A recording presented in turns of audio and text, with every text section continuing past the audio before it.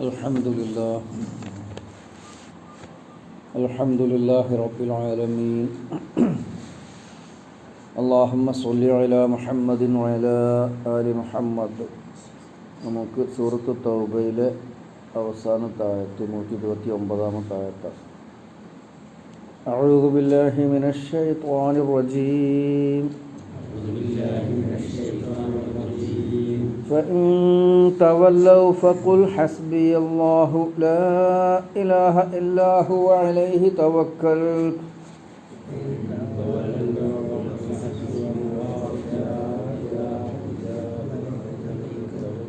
لا إله إلا هو عليه توكلت وهو رب العرش العظيم.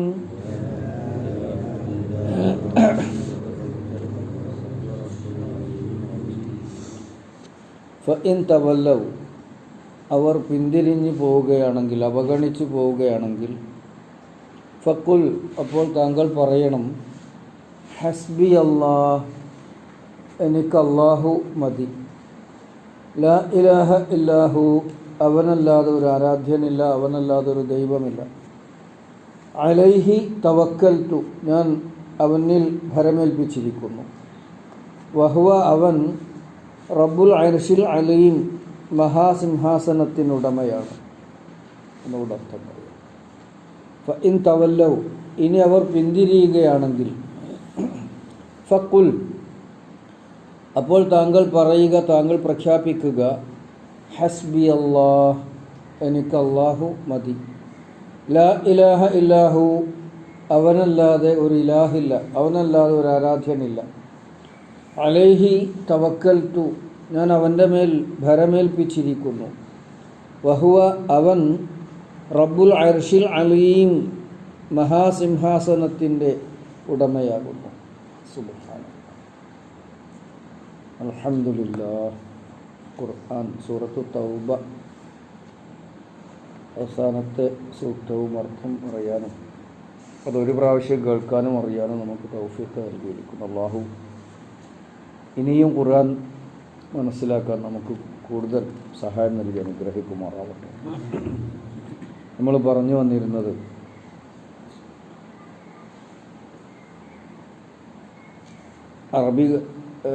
മദീനക്കാരെ സംബന്ധിച്ചിടത്തോളം വളരെ നിർണായകമായ സന്ദർഭമായിരുന്നു തബൂക്ക് യുദ്ധയാത്ര. പല പ്രാവശ്യം അത് പറഞ്ഞതാണ്, പക്ഷെ അത്രയും പ്രധാനപ്പെട്ട സംഭവമായതുകൊണ്ടാണ് അല്ലാഹു തആല അത് നിരന്തരമായി ആവർത്തിച്ച് പറഞ്ഞുകൊണ്ടിരിക്കുന്നത്. വിശ്വാസികൾ നബി സല്ലല്ലാഹു അലൈഹി വസല്ലമയുടെ കൂടെ ആ പ്രയാസകരമായ സാഹചര്യത്തിൽ തബൂക്കിലേക്ക് ആവേശത്തോടു കൂടി യാത്ര തിരിച്ചു. എന്നാൽ മദീനയിലെ നിഷേധികളും കപടവിശ്വാസികളും ഈ മുഹമ്മദ് നബിയാണെന്ന് പറഞ്ഞ് വന്നതിന് ശേഷമാണ് ഇങ്ങനെയുള്ള ഒരുപാട് പ്രയാസങ്ങൾ ഉണ്ടായത്. ഒരുപാട് ബുദ്ധിമുട്ടുകളാണ് ഈ മനുഷ്യനെ കൊണ്ട് ഞങ്ങൾക്ക് ഉണ്ടാകുന്നത് എന്ന തരത്തിലാണ് ചിന്തിച്ചു പോയത്.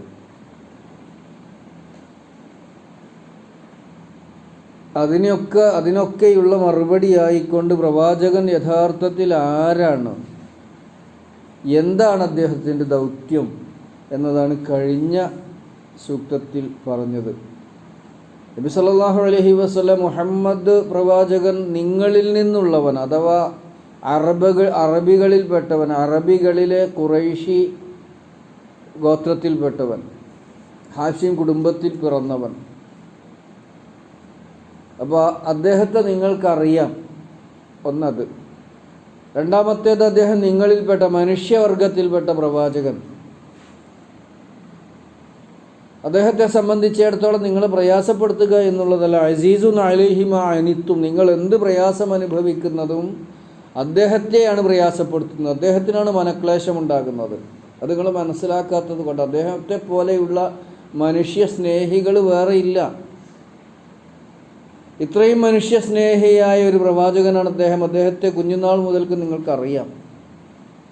പിന്നെ ഹരീസുൻ അലൈക്കും ബിൽ മുഅ്മിനീന റഊഫുർ റഹീം, ഹരീസുൻ അലൈക്കും, നിങ്ങളുടെ നന്മയിൽ, നിങ്ങളുടെ ക്ഷേമത്തിൽ, നിങ്ങളുടെ സൗകര്യത്തിൽ, നിങ്ങളുടെ സമാധാനത്തിൽ അദ്ദേഹം ഏറെ താല്പര്യമുള്ളവനാണ്. അതും നിങ്ങൾ യഥാർത്ഥത്തിൽ അദ്ദേഹത്തെ മനസ്സിലാക്കാത്തത് കൊണ്ട് ചിന്തിക്കുന്നതാണ്.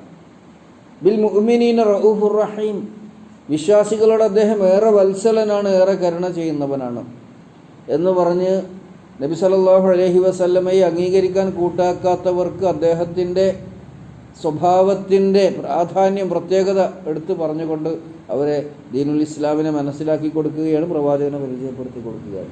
ഇങ്ങനെയൊക്കെ പറഞ്ഞ് പരിചയപ്പെടുത്തിയിട്ട് അതൊന്ന് മനസ്സിലാക്കാൻ ഉൾക്കൊള്ളാൻ താല്പര്യമില്ലെങ്കിൽ പിന്നെ നബി അങ്ങ് ചെയ്യേണ്ടത് അവർ പിന്തിരിഞ്ഞു പോകാന്ന് വെക്കലൊന്നും അംഗീകരിക്കണില്ല.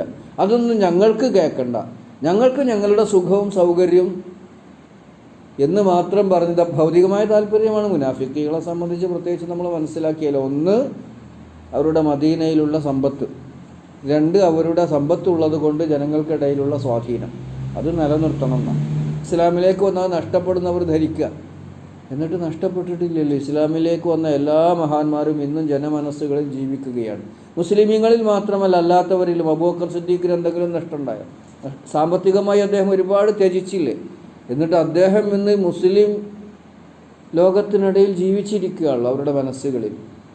മുസ്ലിം ലോകത്തിനടക്ക് മാത്രമല്ലല്ലോ, ലോകത്തിൻ്റെ തന്നെ ചിന്തയിൽ അദ്ദേഹമുണ്ട്. ഉമർ ഖത്താബ് റളിയല്ലാഹു അൻഹു, അദ്ദേഹത്തെ പറ്റി അറിയാത്ത സാമാന്യ ബുദ്ധിയുള്ള ആരും ഉണ്ടാവില്ലല്ലോ ലോകത്ത്. അപ്പോൾ സ്ഥാനമാനങ്ങൾ നഷ്ടപ്പെടുമെന്നതും അവരുടെ പദവി നഷ്ടപ്പെടുമെന്നുള്ളതും അവരുടെ ആശങ്കയാണ്. അവർ അങ്ങനെ പിന്തിരിഞ്ഞു പോവുകയാണെങ്കിൽ ഇൻ തവല്ലൗ ഫക്കുൽ, അപ്പോൾ താങ്കൾ പറഞ്ഞാൽ മതി, പറയണം, പ്രഖ്യാപിക്കണം, ഹസ്ബി അല്ലാഹ്, എനിക്ക് അല്ലാഹ് മതി. നിങ്ങൾ ആര് പോയാലും എനിക്കോ ദീനുൽ ഇസ്ലാമിനോ അള്ളാഹുവിനോ ഒരു നഷ്ടം വരാൻ പോകണില്ല. ഹസ്ബി അല്ലാഹ് ലാ ഇലാഹ ഇല്ലാഹു, അവനല്ലാതെ ഒരു ആരാധ്യനില്ല. അലൈഹി തവക്കൽതു, എന്താ, അവനിൽ ഞാൻ എൻ്റെ കാര്യങ്ങളൊക്കെ ഭരമേൽപ്പിച്ചിരിക്കുന്നു. വഹുവ റബ്ബുൽ അർശിൽ അസീം, മഹാസിംഹാസനത്തിനുടമയാണ് അവൻ. ഇതിലൊരുപാട് കാര്യങ്ങൾ പറഞ്ഞു. ഒന്ന് ഹസ്ബി അല്ലാഹ്, ഒരു വിശ്വാസിയെ സംബന്ധിച്ചിടത്തോളം ഹസ്ബി അല്ലാഹ്, അലൈഹി തവക്കൽതു, ലാ ഇലാഹ ഇല്ലാഹു തൗഹീദാണ്, അല്ലാഹു അല്ലാതെ ആരാധനയില്ല. അലൈഹി തവക്കൽതു, തവക്കുലാണ്, വേറൊരു വിഷയമാണ്. വഹുവ റബ്ബുൽ അർശിൽ അലീം, അവൻ്റെ അധികാരത്തെ സൂചിപ്പിക്കുകയാണ്, അവൻ്റെ ആധിപത്യത്തെ സൂചിപ്പിക്കുകയാണ്. അർശ് എന്ന് പറയുന്നതാണത്രേ ലോകത്ത്, പ്രപഞ്ചത്തിൽ ഏറ്റവും ഭാരമേറിയ, ഏറ്റവും വലിയ സൃഷ്ടി. എന്താണതിന് കൃത്യമായ നിർവചനമില്ലെങ്കിലും ഈ പ്രപഞ്ചത്തെ ആകമാനം വലയം ചെയ്തു നിൽക്കുന്ന ഒരു അള്ളാഹുവിൻ്റെ സൃഷ്ടിയാണ് അത്ര. സുബ്ഹാനല്ലാഹ്. ഇവിടെ എന്താ എടുത്തു പറയുന്നത്? അള്ളാഹുവിൻ്റെ ആധിപത്യവും അള്ളാഹുവിൻ്റെ അധികാരവും. സുമ്മസ്തവ അലൽ അർശ് ഉണ്ടല്ലോ, അർശിൽ അവൻ ഉപവിഷ്ടനായിന്നോ ആസനസ്ഥനായിന്നോ അധികാരം ഏറ്റെടുത്തുവാനായി. പ്രപഞ്ചത്തിൻ്റെ അധികാരം അവൻ്റെ നിയന്ത്രണത്തിലാണ് ഉള്ളതെന്ന് ഓർമ്മപ്പെടുത്തുക. ഇതിനെ സംബന്ധിച്ച് ഹസ്ബി അല്ലാഹ് എന്നുള്ള തുടങ്ങുന്ന ദിക്ർ, അത് നമ്മളിപ്പോൾ തന്നെ ഒന്ന് കാണാതെ പഠിക്കണം, നല്ലതാണ്. ഹസ്ബി അല്ലാഹ് ലാ ഇലാഹ ഇല്ലാഹു അലൈഹി തവക്കൽതു വഹുവ റബ്ബുൽ അർശിൽ അലീം. രാവിലെ 7 പ്രാവശ്യം സൂര്യൻ ഉദിക്കുന്നതിന് മുമ്പ്, വൈകുന്നേരം സൂര്യൻ അസ്തമിക്കുന്നതിന് മുമ്പ്, അസറിന് ശേഷം 7 പ്രാവശ്യം ഓതിയ ദുനിയാവിലും ആഖിറത്തിലുള്ള പ്രധാനപ്പെട്ട കാര്യങ്ങൾ അല്ലാഹ് ഓരോ വ്യക്തിയുടേതും അള്ളാഹു ഏറ്റെടുക്കുന്ന ഹദീസിൽ വന്നിട്ടുണ്ട്.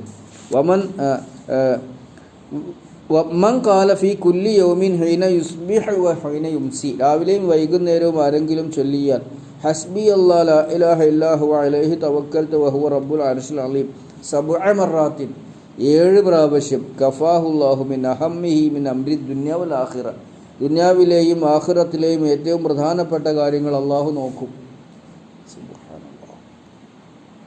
ആ ദിക്ർ നമ്മൾ കാണാൻ പഠിക്കണം. ദിക്ർ ഖുർആൻ്റെ സൂക്തമാണ്, ദിക്റാണ്. വേറെയും കുറേ നമ്മൾ നേരത്തെ പറഞ്ഞിട്ടുണ്ട്. ഹസ്ബി അല്ലാഹ് അത് പറയുമ്പോൾ തന്നെ മനസ്സിനൊരു ആശ്വാസമുണ്ട്. എനിക്കിൻ്റെ അല്ലാഹ് മതി, ലാ ഇലാഹ ഇല്ലാഹു അലൈഹി തവക്കൽതു വഹുവ റബ്ബുൽ അർശിൽ അലീം. രാവിലെ ഒരു 7 പ്രാവശ്യം സുബഹിസ്കാരം കഴിഞ്ഞിട്ട്, അല്ലെങ്കിൽ സുബഹിൻ്റെ മുമ്പ്, സൂര്യൻ ഉദിക്കുന്നതിന് മുമ്പ്, വൈകുന്നേരം അസറിന് ശേഷം മഗ്‌രിബിൻ്റെ മുമ്പ്. വൈകുന്നേരം തന്നെ അപ്പോഴാണല്ലോ, നമ്മളത് ശീലമാക്കുക. അള്ളാഹു നമ്മെ അനുഗ്രഹിക്കുമാറാവട്ടെ. അപ്പോൾ പ്രിയമുള്ളവരെ, നമ്മൾ അള്ളാഹു തആല നമുക്ക് വലിയ അവസരം തന്നത് കേട്ടോ. അങ്ങനെ സൂറത്തുൽ തൗബ 10ാമത്തെ സൂക്തമല്ലേ, 10ാമത്തെ സൂറയല്ലേ സൂറത്തുൽ തൗബ. അതുവരെ നമുക്ക് പറയാനുള്ള, അല്ല 9ാമത്തെ യൂനുസാണ് 10ാമത്തത്. അൽഹംദുലില്ലാഹ്. പള്ളിയിൽ നമ്മൾ കുറച്ച് മുമ്പ് തുടങ്ങിയിട്ടുണ്ട്, 18ലോ 19ലോ തുടങ്ങിയതാണ്. ഇടയ്ക്ക് കോവിഡിൽ നമുക്ക് ചില പ്രശ്നം ഉണ്ടായെങ്കിലും അള്ളാഹു തആല നമ്മളെ സഹായിച്ചതാണ്. ഇത് നമ്മൾ വലിയൊരു ഭാഗ്യമായിട്ടാണ് കാണേണ്ടത്. എനിക്ക് പറയാനും നമുക്ക് കേൾക്കാനും ഇതിൽ ഖുർആനിൽ പറഞ്ഞിരിക്കുന്ന കാര്യങ്ങൾ സാമാന്യേന വലിയൊരു അറിവ് നേടാനല്ല, സാമാന്യം നമുക്കൊന്ന് ഖുർആനിൽ അല്ലാഹു തആല നമ്മളോട് ആവശ്യപ്പെടുന്നത് എന്താണെന്ന് അറിയാം. ഖുർആൻ എന്ന് പറഞ്ഞാൽ അങ്ങനെയാണ്. പണ്ഡിതന്മാർ, പൂർവികരായ ആളുകൾ മുഴുവനും ഖുർആനിൻ്റെ പല സൂക്തങ്ങളും നിരന്തരം ആവർത്തിക്കുമായിരുന്നു എന്നാണ്. എന്തിനാണ്? അത് കിട്ടി ഉൾക്കൊള്ളാൻ വേണ്ടിയിട്ട്. ഇമാം ഖസാലി റഹ്മത്തുള്ളാഹി അലൈഹി തൻ്റെ ഇഹ്യാ ഉലൂമുദ്ദീൻ അതിലൊരു അധ്യായം ഉണ്ടല്ലോ, ആദാബ് തിലാവത്തിൽ ഖുർആൻ എന്ന് പറഞ്ഞിട്ട് അതിലൊരു അധ്യായമുണ്ട്. അതിൽ അദ്ദേഹം ഒരിക്കൽ പറയുന്നുണ്ട്, റസൂൽ സല്ലല്ലാഹു അലൈഹി വസല്ലം ഒരു പ്രാവശ്യം ബിസ്മില്ലാഹിർ റഹ്മാനിർ റഹീം എന്ന് 20 പ്രാവശ്യം ആവർത്തിച്ചു എന്ന്. 20 പ്രാവശ്യം ആവർത്തിക്കുക എന്തിനാണ്? അതുകൊണ്ട് മനസ്സിൽ ഉറപ്പിക്കുകയാണ്. പല ദിക്റുകളും നമ്മൾ ആവർത്തിക്കണം എന്തിനാ? ആ ഒരു ആശയം നമ്മുടെ മനസ്സിലിങ്ങോട്ട് കൊണ്ടുവരികയാണ് നമ്മൾ. ഒരു സഹാബിയെ സംബന്ധിച്ച് ഉദ്ധരിക്കപ്പെട്ടിട്ടുണ്ട്. അദ്ദേഹം ഖുൽ ഹുവല്ലാഹു അഹദ് എന്ന് ഒരു നമസ്കാരത്തിൽ, തഹജ്ജുദ് നമസ്കാരത്തിൻ്റെ അവസാനത്തിൽ വിത്റിൽ ഖുൽ ഹുവല്ലാഹു അഹദ് അത് മാത്രം ഇങ്ങനെ ആവർത്തിച്ചു കൊണ്ടേയിരുന്നു. അഹദ് തൗഹീദിൻ്റെ ആ വാക്യം നമ്മൾ പറയാം മന്ത്രം, സുബ്ഹാനല്ലാഹ്. ഖുൽ ഹുവല്ലാഹു അഹദ്, അല്ലാഹുവിൻ്റെ ഏകത്വം, അല്ലാഹുവിൻ്റെ മഹത്വം, അല്ലാഹുവിൻ്റെ സ്ഥാനം അത് മനസ്സിലോട്ട് കൊണ്ടുവരികയാണ്. അഹദ് നമുക്കറിയാലോ, ബിലാൽ റളിയല്ലാഹു അൻഹു അള്ളാഹുവിന് വേറെ പര്യായം അദ്ദേഹത്തിന് അറിയാഞ്ഞിട്ടല്ലല്ലോ, എന്നാലും അദ്ദേഹം അഹദ്. അപ്പം എങ്ങനെയാണ് ഖുർആനിൻ്റെ വാചകങ്ങൾ നമ്മൾ പലപ്പോഴും നിരന്തരം ആവർത്തിക്കേണ്ടി വരും, ആവർത്തിക്കണം. ഇപ്പോൾ സൂറത്ത് ഹിജ്റിലൊരു വാചകമുണ്ട്, നബ്ബി ഇബാദി അന്നി അനൽ ഗഫൂറുർ റഹീം വ അന്ന അദാബി ഹുവൽ അദാബുൽ അലീം. രണ്ടും ഒരുപോലെ പറഞ്ഞിരിക്കുക. നബ്ബി ഇബാദി, എൻ്റെ അടിമകളെ ഗൗരവത്തോടു കൂടി താങ്കൾ ഉണർത്തണം. അന്നി അനൽ ഗഫൂറുർ റഹീം, ഞാൻ ഏറെ പൊറുക്കുന്നവനാണ്, കരുണാനിധിയാണ്. അതോടൊപ്പം തന്നെ പറയും വ അന്ന അദാബി ഹുവൽ അദാബുൽ അലീം, എൻ്റെ ശിക്ഷയാണെങ്കിൽ ഉണ്ടല്ലോ ഏറ്റവും വേദനയുള്ള ശിക്ഷയായിരിക്കും. ഇത് പറഞ്ഞു തുടങ്ങിയിട്ട് പിന്നെ അല്ലാഹു സുബ്ഹാനഹു വ തആല പറയുന്നത് ആദിനെ ലൂത്ത് നബി അലൈഹി സ്വലാമയുടെ ജനതയെ നശിപ്പിച്ച കാര്യമാണ്. ഇബ്രാഹിം നബി അലൈഹിസ്സലാമക്ക് സന്തോഷവാർത്ത നൽകുന്ന കാര്യം. ഒരു കാര്യം അല്ലാഹു തആല പറയുമ്പോൾ അതിൽ പല പൊരുളുകളും ഉണ്ടാകും. അപ്പം അങ്ങനെയുള്ള ആയത്തുകളൊക്കെ നമ്മൾ കാണുമ്പോൾ, കേൾക്കുമ്പോൾ, വായിക്കുമ്പോൾ, ഓതുമ്പോൾ ഒന്ന് ആവർത്തിച്ചിട്ട് ആ അർത്ഥം, ആശയം നമ്മുടെ മനസ്സിൽ ഉറപ്പിക്കണം. അപ്പോൾ നമ്മൾ ഇത് വിശദീകരണം പൂർണ്ണമായി എന്നല്ല ഞാൻ പറയുന്നത്. ഈ ദിക്ർ ഹസ്ബി അല്ലാഹ് എന്നുള്ള ദിക്ർ നമ്മൾ കാണാതെ പഠിക്കണം. ഇത് പ്രവാചകൻ സല്ലല്ലാഹു അലൈഹി വസല്ലമയോട് ആ ശത്രുക്കൾ എന്ത് നിലപാട് സ്വീകരിച്ചാലും എനിക്ക് എൻ്റെ അള്ളാഹു മതിയാകും, അവൻ്റെ ഏകത്വത്തെ ഞാൻ പ്രഖ്യാപിക്കുന്നു, ഞാൻ അംഗീകരിക്കുന്നു, ഞാൻ അവനിലാണ് ഭരമേൽപ്പിക്കുന്നത്, ഈ പ്രപഞ്ച സംവിധാനം ആസകലവും അവൻ്റെ നിയന്ത്രണത്തിലാണ് എന്ന സൂചനയോടുകൂടി വഹു റബ്ബുൽ അർശിൽ അലീം എന്ന വാചകവുമാണ് അല്ലാഹു തആല പറഞ്ഞിരിക്കുന്നത്. ഇക്കാര്യം നമ്മൾ ഓതുമ്പോൾ നമ്മൾ ഉൾക്കൊണ്ടുകൊണ്ട് ഓതണം, നാവ് കൊണ്ടുള്ള ഒരു വിടലാകരുത് എന്നാണ് ഉണർത്തുന്നത്. അല്ലാഹു സുബ്ഹാനഹു വ തആല നമ്മെ തുണക്കുമാറാവട്ടെ. ഞാൻ എന്നുകൂടെ അർത്ഥം പറഞ്ഞ് അവസാനിപ്പിക്കാം. ഫഇൻ തവല്ലൗ, തവല്ല യതവല്ല, പിന്തിരിഞ്ഞു പോകുക. ഇതിന് രണ്ടർത്ഥമുണ്ടെന്ന് ഞാൻ മുമ്പ് പറഞ്ഞിട്ടുണ്ട്. എതിരായ രണ്ടർത്ഥങ്ങളുണ്ട് ഇല്ലേ? ഒന്ന് പിന്തിരിഞ്ഞു പോകുക എന്നും ഒന്ന് മുന്നോട്ട് വന്ന് കാര്യങ്ങൾ ഏറ്റെടുക്കുക എന്നും. തവല്ല അബൂബക്കറുൽ ഖിലാഫത്ത, അബൂബക്കർ റളിയല്ലാഹു അൻഹു ഖിലാഫത്തെ ഏറ്റെടുത്തു എന്നാ, പിന്തിരിഞ്ഞു പോവുകയല്ല, മുന്നോട്ട് വന്ന് ഏറ്റെടുത്തു. എന്നാൽ തവല്ല പറഞ്ഞാൽ അതോടൊപ്പം സാന്ദർഭികമായി അർത്ഥം കിട്ടും. ചിലപ്പോൾ എന്താ കാര്യങ്ങൾ ഏറ്റെടുക്കാതെ പിന്നോട്ട് പോയി. അങ്ങനെ അറബി ഭാഷയ്ക്ക് ചില പ്രത്യേകതകളുണ്ട്. മലയാളത്തിലും ഉണ്ടാവും അങ്ങനെയുള്ള ചില പദങ്ങളൊക്കെ, വിരുദ്ധാർത്ഥങ്ങൾ സാന്ദർഭികമായി ലഭിക്കുന്ന പദങ്ങൾ.